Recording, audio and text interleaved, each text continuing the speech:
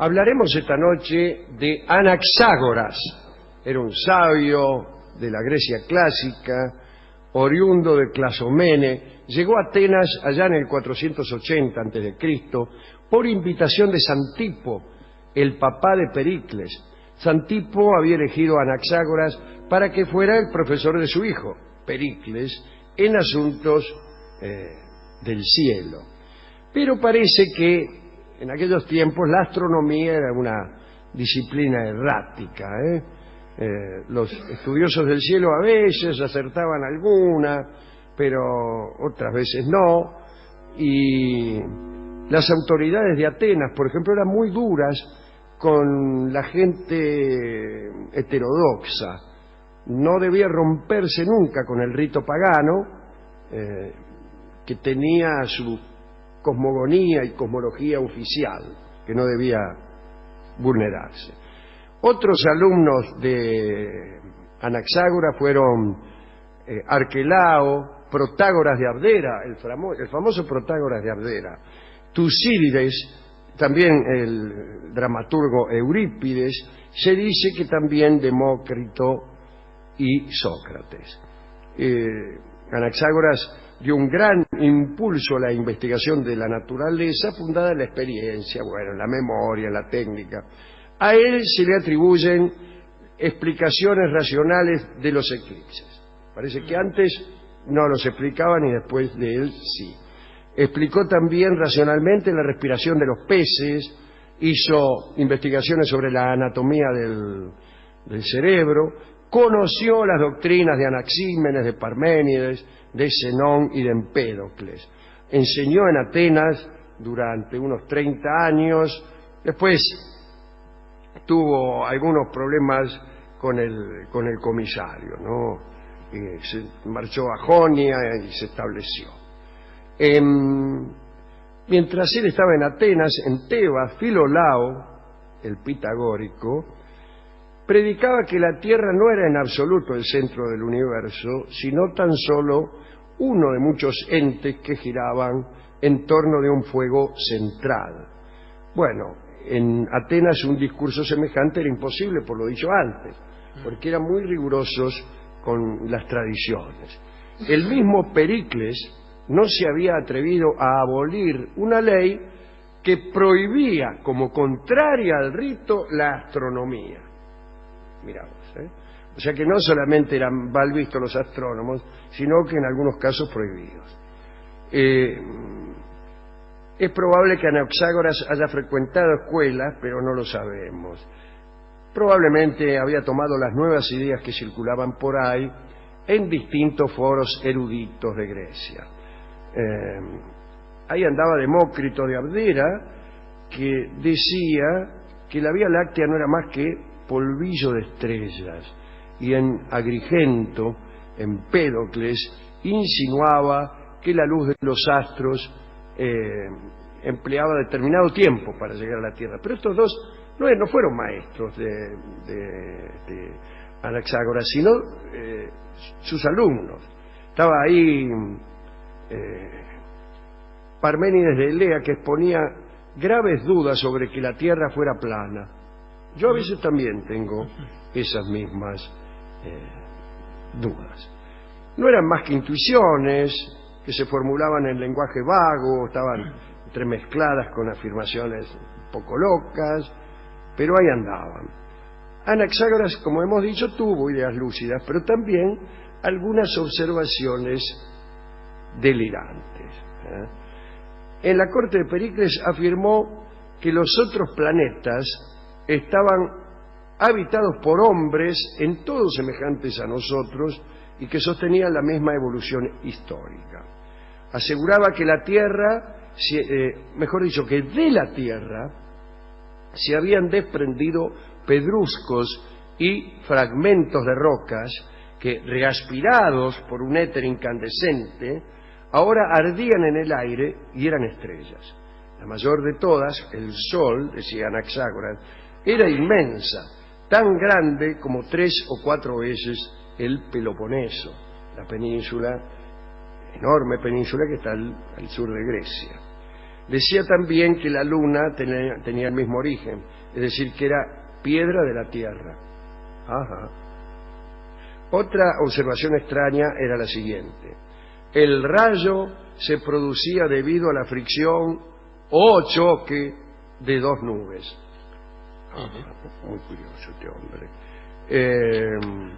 Más allá de sus muchos errores, Anaxágoras cometía otro terrible, ¿no? El más terrible de todos.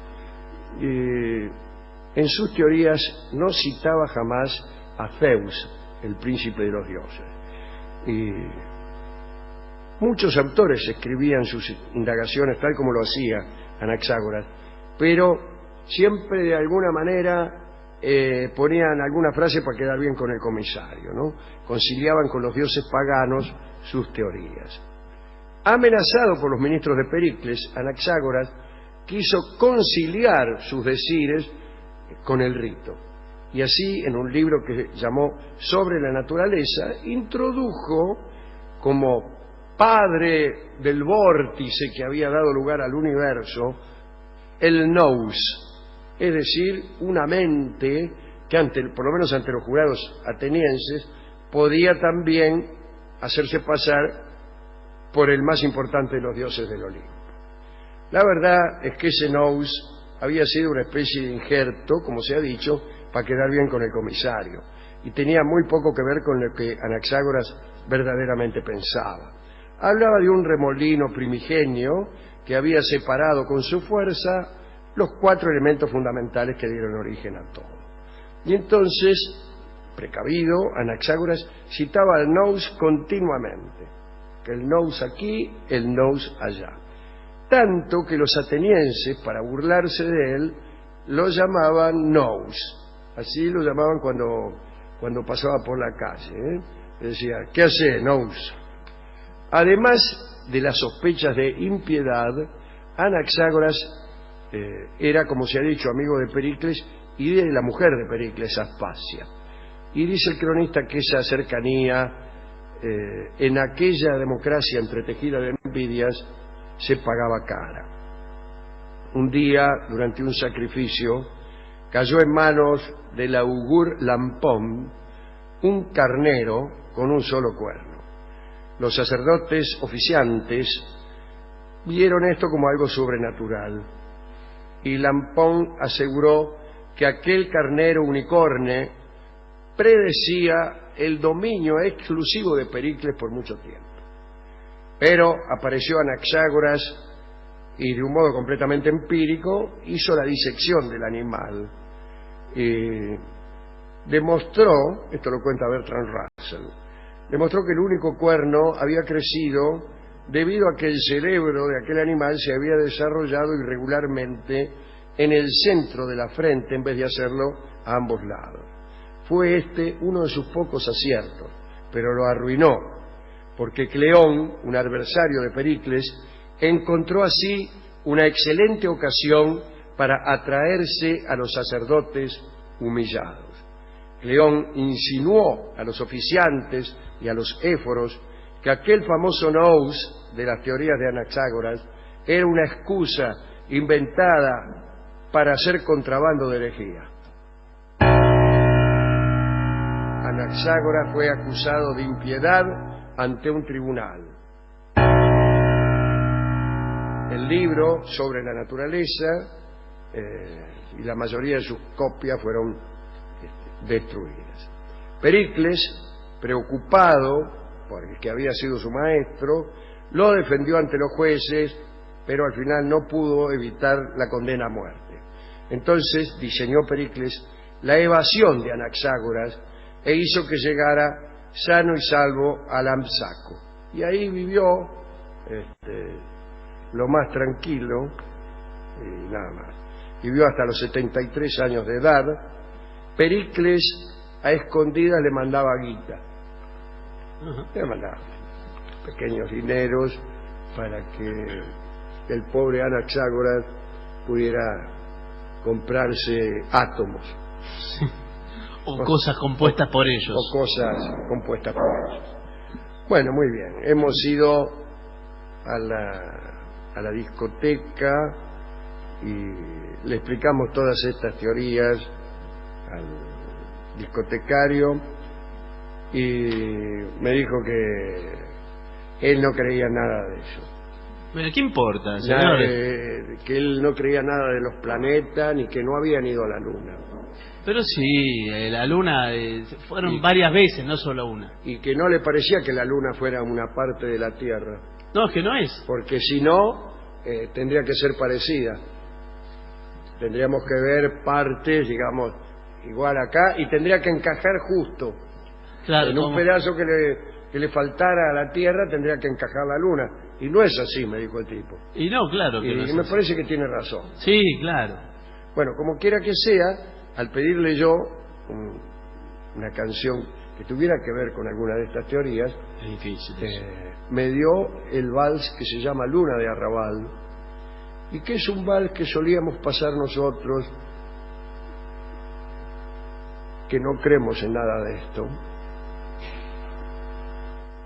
a veces como convocatoria a la ayuda de los astros, es decir, como pidiendo buena suerte. Pero a mí me parece que escondíamos en esa supuesta y muy bien vista forma de superstición las ganas de escuchar un valsecito criollo cantado por un artista que hoy mismo hubiera sido investigado. Canta Hugo del Carril, Luna de Arrabal.